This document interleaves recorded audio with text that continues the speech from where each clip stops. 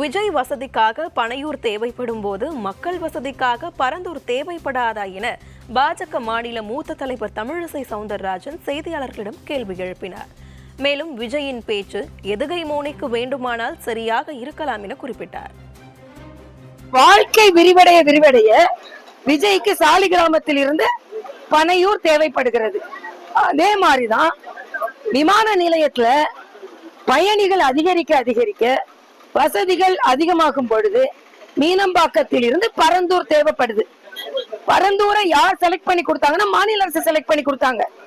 ஆக உங்களுக்கு பனையூர் தேவைப்படும் பொழுது மக்களுக்கு பரந்தூர் தேவைப்படக்கூடாதுன்னா எப்படி?